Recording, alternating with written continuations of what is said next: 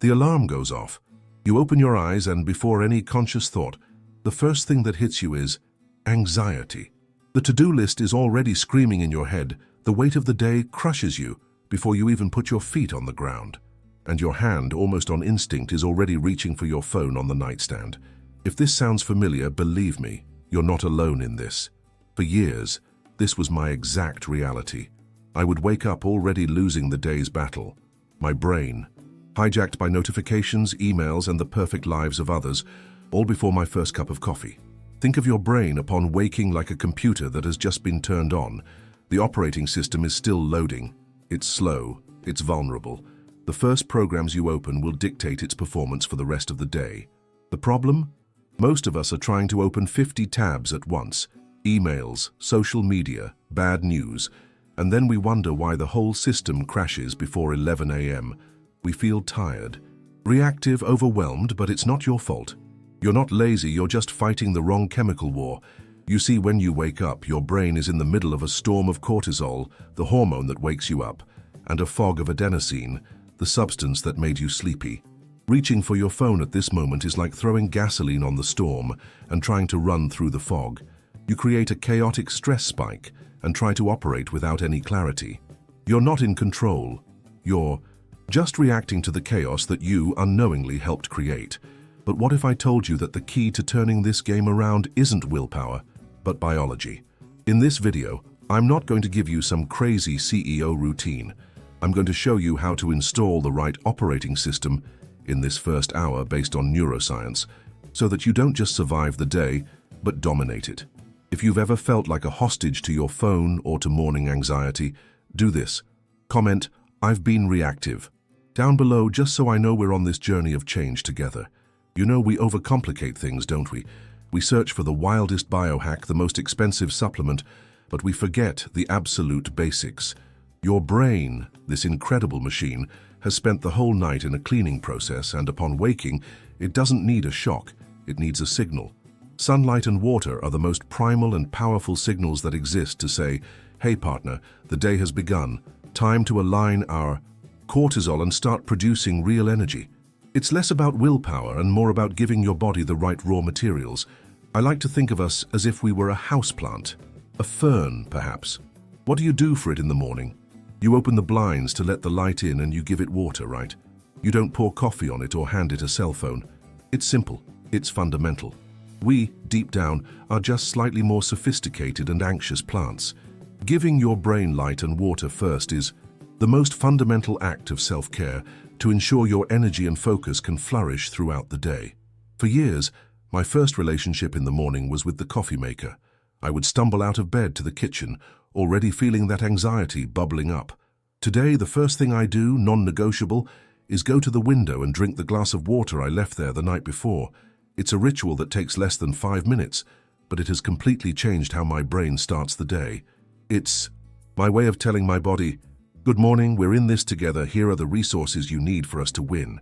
So the plan of action is ridiculously simple, and that's why it works. Before you even think about touching your phone, go to a window or a balcony for at least 5 minutes, even on cloudy days, and drink a full glass of water. Put the phone aside. We'll get to that. First, you need to give your brain the essential building blocks. After you get this base, this foundation, right, we can start thinking about how to really turn on the body's engine. After giving your brain its basic resources with light and water, the next step is to turn on the engine of the body. Think about it. Movement, even if it's something very light, acts as a true catalyst for your brain. It increases blood flow, which in itself is like serving a 5-star breakfast to your neurons. Furthermore, this simple act releases a cascade of feel-good neurotransmitters, like dopamine, which gives you motivation, and endorphins, which fight that feeling of effort and give you a wave of well-being. I love the analogy that our body in the morning is like a charming old car on a cold winter morning. You don't just get in, turn the key, and peel out, right? The engine will choke. You first turn it on, let it warm up, listen to the gentle hum, maybe give it a few light revs. These 5 or 10 minutes of movement are exactly that. The gentle warming up of your body's and your mind's engine. It's what prepares the machine for the day's road without pushing it too hard and risking a breakdown at the first corner. I myself have fallen into the trap of setting Herculean goals, like go to the gym every day at 6 a.m. The result? Failure, frustration, and more anxiety. Today, my morning goal is so small it's silly. I do 10 jumping jacks and 5 squats in the living room, sometimes still in my pajamas. The secret is that it's so easy, it becomes impossible not to do it. And this small victory, this act of breaking inertia, sends a powerful message to my brain. In the first challenge of the day, however small, I won. So, your mission here is to find your minimum viable movement. It could be simply stretching for 5 minutes, putting on your favorite song and dancing like crazy around the house, or doing a few push-ups. The goal, understand this, is not to become an Olympic athlete before breakfast, but to initiate movement. It's to break the barrier of inertia. Once you put the body in motion, the mind starts to gain clarity.